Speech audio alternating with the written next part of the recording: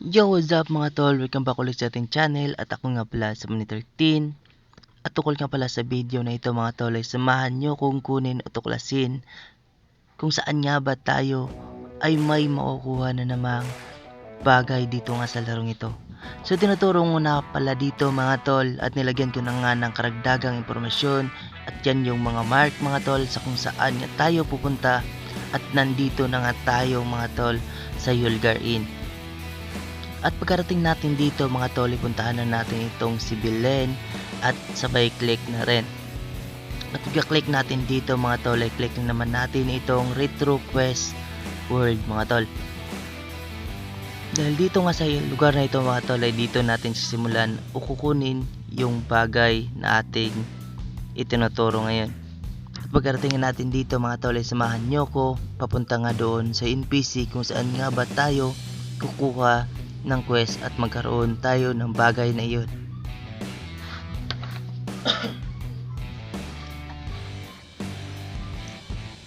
At yun nga mga tol, pagkarating natin dito mga tol, hanapin lang muna natin o puntahan natin itong NPC na si Clarion Damponger mga tol. At pagka-click natin sa kanya mga tol ay kunin at hanapin natin itong Alma Kettles quest.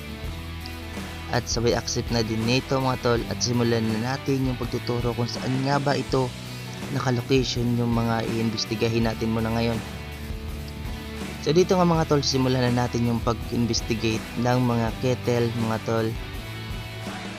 At samahan nyo nga pala ako dito sa pagkuha nito mga tol. So kung isa ka man sa hindi pa nakakuha nito at sa napanood mo itong video na ito, baka naman ito na ho yung opportunity mo para kunin mo na din ito. Ito ho yung easy way siguro nga maitutulong ko kung paano nga ba kayo makakuha ng ganitong klaseng pet. So nandito na tayo at nakuha natin yung una sa ating in-investigate mga tol.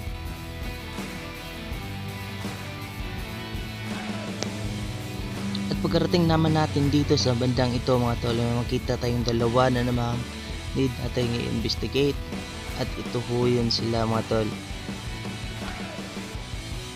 Tara at sabay click na din, investigate done. And investigate done too. Sabay puntahan na naman natin itong malaking alma na ito mga tol. May makikita tayo dito pagkatapos nga nating magsimula ng pag-investigate ng mga alma. At dito nga mga tol, may puntahan naman tayo dito sa karagdagan ngang i-investigahin natin. Dito ho yung nakalokasyon yung isa. At saka kung magtataka kayo mga tol, bakit may naka-frogzard tayong in-investigate ho mga tol, iyan ho yung fake at cosming frogzard lang ho yan mga tol, pero siya ang ating investigahin ngayon. Yun, done. At dito na tayo sa last part mga tol. Papatapos na tayo dito mga tol, at dito na ho yung last kettle na ating i-investigahin. So yun, siya na ho yung last. At yun nga mga tol ay tapos na. At sabay turn in na din tayo doon kay Damponger mga tol at makuha na natin itong pet na ito. So sana mga tol nakatulong ako nga magkaroon kayo ng ideya na kunin itong pet na ito mga tol.